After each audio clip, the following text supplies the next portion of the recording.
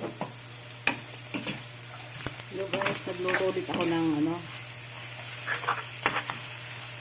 ginisang tahong. Hiniwalay ko siya. Kalahating ginisang tahong. Tapos mamaya magigisa rin ako ng yung may shell.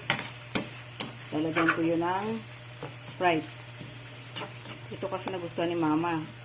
Kasi para daw hindi na raw siya magtatanggal ng shell.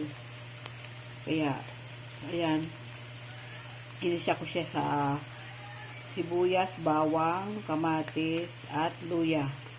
Tapos nilagyan ko siya ng kalamansi with toyo. Yung toyo wala pa, hindi ko pa nilalagyan. Saka yung kalamansi.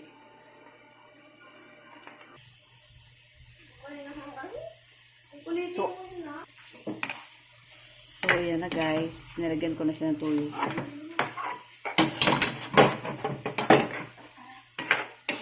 Ayan na guys.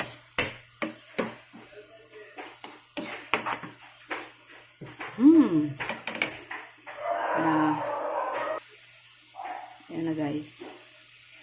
Naamoy ko na. Masarap siya guys. Naamoy ko na. Yan guys. Kunti na lang. Tapos kunti pakulo ko na lang. Tapos ahunin ko na. Tapos magluluto ako na ng yung igisa ko rin na tahong na may low shell at lalagyan ko ng Sprite. Yun lang guys. Ayan na siya guys. Oh, nakakagutom naman. Pero, alam mo guys, ano na ako ngayon, konti lang kinakain ko na. Kasi, tumataas lagi yung BP ko, kaya, konti lang yung kanin na kinakain ko na ngayon. Saka, naglilimit na ako ng aking kakainin.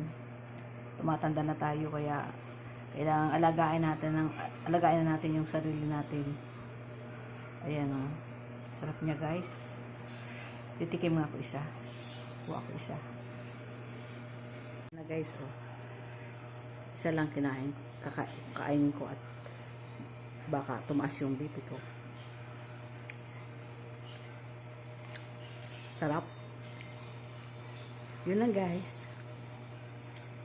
Bye-bye.